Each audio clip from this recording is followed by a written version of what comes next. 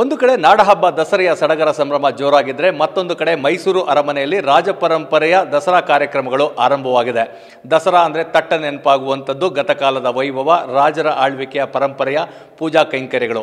ಹಾಗಿದ್ರೆ ಇವತ್ತು ದಸರೆಯ ಮೊದಲ ದಿನ ಮೈಸೂರು ಅರಮನೆಯಲ್ಲಿ ಏನೆಲ್ಲ ಕಾರ್ಯಕ್ರಮಗಳಾಗ್ತದೆ, ಏನೆಲ್ಲ ಪೂಜಾ ವಿಧಿವಿಧಾನಗಳಾಗ್ತದೆ, ಈ ಬಗ್ಗೆ ಮಾತಾಡಲಿಕ್ಕೆ ಯದುವಂಶದ ಯದುವೀರ ಕೃಷ್ಣದತ್ತ ಚಾಮರಾಜ ಒಡೆಯರ್ ನಮ್ಮ ಜೊತೆಗಿದ್ದಾರೆ.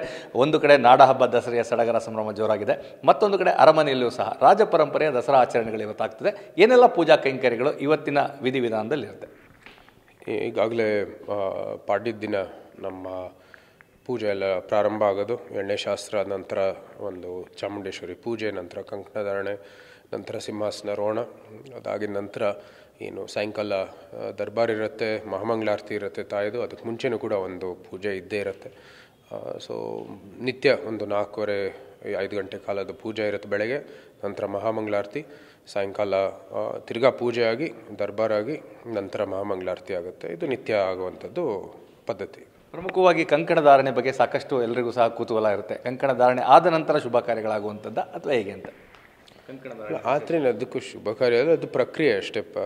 ವಿಧಿಗೆ ಪ್ರಕ್ರಿಯೆ ಒಂದು ಅರಮನೆ ವಾತಾವರಣದಲ್ಲೇ ಇದ್ದು ಬರೀ ಆಧ್ಯಾತ್ಮಿಕವಾದಂಥ ಚಿಂತನೆಗಳಿರಬೇಕು, ಬರೀ ಆ ಒಂದು ಪೂಜಾ ವಿಧಿವಿಧಾನಗಳು ಮಾಡಬೇಕು, ಅದರ ಮೇಲೆ ತಮ್ಮ ಧ್ಯಾನ ಇರಬೇಕು ಅಂತ ದೃಷ್ಟಿಯಲ್ಲಿ ಒಂದು ರೀತಿ ನೀವು ಯಾವುದೇ ಒಂದು ಆಚೆ ಒಂದು ಏನೋ ಪ್ರಭಾವಗಳಿರ್ತವೆ, ಬೇರೆ ಬೇರೆ ಏನೋ ಜನರು ಒಂದು ಆಲೋಚನೆ ಇರ್ಬೋದು, ಟಿ ವಿಯಲ್ಲಿ ಏನೇನೋ ಮಾತುಕತೆ ಇರ್ಬೋದು, ಅದು ಏನೇನೋ ನಿಮಗೇನೋ ಅದೇನೋ ಪ್ರಭಾವ ಇಲ್ಲದೆ ಇರೋವಂಥದ್ದು ವಾತಾವರಣ ಬರುತ್ತೆ.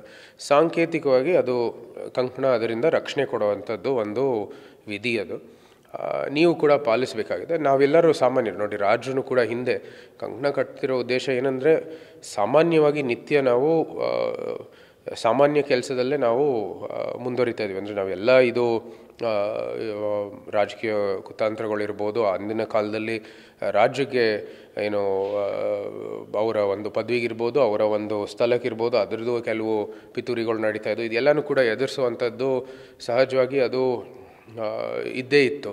ಮತ್ತು ನಿತ್ಯ ಮಾಡುವಂಥದ್ದು ಕೆಲಸದಲ್ಲಿ ನಾವು ಎಲ್ಲ ಸಮಯದಲ್ಲೂ ಆಧ್ಯಾತ್ಮಿಕ ಚಿಂತನೆಯಲ್ಲಿ ಇರುವಂಥದ್ದು ಸಾಧ್ಯನೇ ಇಲ್ಲ. ಸೊ ಅದಕ್ಕಾಗಿ 10 ದಿನಕ್ಕೆ ನಿಮಗೆ ಒಂದು ರಕ್ಷಣೆ ಕೊಡೋ ದೃಷ್ಟಿಯಲ್ಲಿ ಈ ಕಂಕಣ ಇದೆ. ಮತ್ತು ನೀವು ಕೂಡ ಕಂಕಣ ಮೂಲಕ ಒಂದು ಒಳ್ಳೆ ಪೂಜಾ ಎಲ್ಲನೂ ಮಾಡುವಂಥದ್ದು ಒಂದು ರಕ್ಷಣೆ ಕೊಡುತ್ತೆ ಅಷ್ಟೇ. ಇದರ ಜೊತೆಗೆ ಖಾಸಗಿ ದರ್ಬಾರ್ ಆಗುವಂಥದ್ದು, ಸಿಂಹಾಸನಕ್ಕೆ ಪೂಜೆ ಸಲ್ಲಿಸುವಂಥದ್ದು, ಅದು ಯಾವ ವಿಧಿವಿಧಾನಗಳು? ಇಲ್ಲ, ಅದು ಸಿಂಹಾಸನ ಪ್ರಾಣ ಪ್ರತಿಷ್ಠೆ ಬೆಳಗ್ಗೆನೇ ಆಗಿರುತ್ತೆ. ಸಿಂಹ ಜೋಡಿಸುವಂಥದ್ದು, ನಂತರ ಸಿಂಹಾಸನಾರೋಹಣ ಆಗುತ್ತೆ. ಅಧಿಕೃತವಾಗಿ ಅದು ಪೂಜೆ ಎಲ್ಲ ಮಾಡಿ ಅದು ನೀವು ಸಿಂಹಾಸನ ಅದು ನಾವು ಆರಾಧಿಸುವಂಥದ್ದು ಒಂದು ವಸ್ತು ಅಂತ ಹೇಳ್ಬೋದು. ಆದರೆ ಅದು ಯಾವತ್ತೂ ಸಹ ನಾವು ಕೂಡ ಅದು ಅಲ್ಲಿ ನಾವು ವೈಯಕ್ತಿಕವಾಗಿ ಅದನ್ನು ಸಿಂಹಾಸನ ಮೇಲೆ ನಾವು ಕೂರ್ತಾ ಇದ್ದೀವಿ ಅಂತಲ್ಲ, ಅದು ಆ ಒಂದು ಪಾರಂಪರೆಯ ಒಂದು ಉತ್ತರಾಧಿಕಾರಿಯಾಗಿ ನಾವು ಆ ಒಂದು ದೃಷ್ಟಿಯಲ್ಲಿ ನೋಡೋ ಅತ್ಯಂತ ಒಂದು ವಿನಮ್ರತೆಯಿಂದ ಅಲ್ಲಿ ಕೂರುವಂಥದ್ದು. ಅದು ಯಾವತ್ತೂ ಸಹ ನಾವು ಆ ಒಂದು ಪಾರಂಪರೆಗೆ ಗೌರವ ಕೊಡೋ ದೃಷ್ಟಿಯಲ್ಲಿ ಮಾಡುವಂಥದ್ದು ಕೆಲಸ. ಅದು ದರ್ಬಾರು ನಿತ್ಯ ನಡೆಯುತ್ತೆ. ಅದು ಒಂದು ಭಾಗ, ಈ ದಸರಾ ಒಂದು ಆಚರಣೆಯ ಒಂದು ಭಾಗ. ಒಂದು ಕಡೆ ಖಾಸಗಿ ದರ್ಬಾರ್, ಹಿಂದೆ ಜನತಾ ದರ್ಬಾರ್ ಸಹ ನಡೀತಾ ಇತ್ತು. ಅಂದರೆ ಅರಮನೆಯ ಮುಂಭಾಗದಲ್ಲಿ ಆ ಜನತಾ ದರ್ಬಾರ್ ಯಾವ ರೀತಿ ಇರ್ತಾ ಇತ್ತು ಮತ್ತು ಖಾಸಗಿ ದರ್ಬಾರ್ ಇವೆರಡರ ವ್ಯತ್ಯಾಸ ಏನಿದೆ ಅಂತ? ಇಲ್ಲ, ಇದು ಖಾಸಗಿ ದರ್ಬಾರು ಇದು ಸಹಜವಾಗಿ ಪ್ರಜಾಪ್ರಭುತ್ವದ ವ್ಯವಸ್ಥೆಯಲ್ಲಿ ನಮ್ಮ ಏನು ರಾಜ್ಯಕ್ಕೆ ಇರುವಂಥ ಪದವಿಗಳೆಲ್ಲ ರದ್ದು ಮಾಡಿದ ನಂತರ ಇದು ಸಾರ್ವಜನಿಕವಾಗಿ ಯಾವತ್ತೂ ಸಹ ಅದು ಅಧಿಕೃತವಾಗಿ ಏನು ಹಿಂದೆ ರಾಜರ ಒಂದು ಪದವಿಯಿಂದ ಮಾಡೋಕ್ಕಾಗಲ್ಲ. ಇದು ಸಾರ್ವಜನಿಕ ಒಂದು ರೀತಿ ಮಾಡ್ಬೋದು. ಯಾಕೆಂದರೆ ಇದು ಈಗ ಆಧುನಿಕ ಭಾರತದಲ್ಲಿ ಎಲ್ಲರಿಗೂ ಗೊತ್ತಿದೆ, ಇದು ಒಂದು ಪಾರಂಪರೆ ಅಷ್ಟೇ. ಈಗ ಆದರೂ ಸಹ ಹಿಂದೆ ರಾಜ್ರ ಕಾಲದಲ್ಲಿ ಅಲ್ಲಿ ಸಜ್ಜೆಯಲ್ಲಿ ನಡೀತಾ ಇತ್ತು. ಮುಂದೆ ಇರುವಂಥದ್ದು ಏನು ಹಾಲ್ ಇದೆ ಅಲ್ಲಿ ನಡೀತಾ ಇತ್ತು. ಅದು ದಸರಾಗೋಸ್ಕರನೇ ಮಾಡಿರುವಂಥದ್ದು ಆ ಹಾಲು. ಆ ಸಿಂಹಾಸನೂ ಕೂಡ ಎಲ್ಲ ಅರಮನೆ ಮಧ್ಯದಲ್ಲಿ ಅಲ್ಲಿ ಮೇಲ್ಗಡೆ ಅಲ್ಲಿ ಜೋಡಿಸ್ತಾ ಇದ್ರು. ಮತ್ತು ಅಲ್ಲೇ ಎಲ್ಲ ವಿಧಿವಿಧಾನಗಳು ನಡೀತಾ ಇತ್ತು. ಇಡೀ ಏನು ಮಹಾರಾಜ ಒಂದು ಆಡಳಿತದ ಎಲ್ಲ ದಿವಾನರಿರ್ಬೋದು, ಅವರ ಅಡಿಯಲ್ಲಿರುವಂಥದ್ದು ಎಲ್ಲ ಆಫೀಸರ್ಸ್ಗಳಿರ್ಬೋದು ಇತ್ಯಾದಿ, ಮಿಲಿಟ್ರಿನಲ್ಲಿರುವಂಥದ್ದು ಮೈಸೂರಿಗೆ 3 ಇನ್ಫಂಟ್ರಿ ಇತ್ತು, ಲಾನ್ಸರ್ಸ್ ಇದ್ದರು ಇತ್ಯಾದಿ, ಎಲ್ಲರೂ ಕೂಡ ಮೌಂಟೆಡ್ ಪೊಲೀಸ್ ಇದ್ದರು. ಇವರೆಲ್ಲರೂ ಕೂಡ ಮುಂದೆ ಒಂದು ಪ್ರದರ್ಶನ ಇರ್ತಾಯಿತ್ತು. ಈ ಕಡೆ ನಮ್ಮ ಅರಸು ಸಮುದಾಯದ ಹಿರಿಯರು ಜೊತೆಗೆ ಸಮಾಜದ ಹಿರಿಯರು, ಅನೇಕ ವರ್ಗದ ಹಿರಿಯರು ಕೂಡ ಬರ್ತಾಯಿದ್ರು.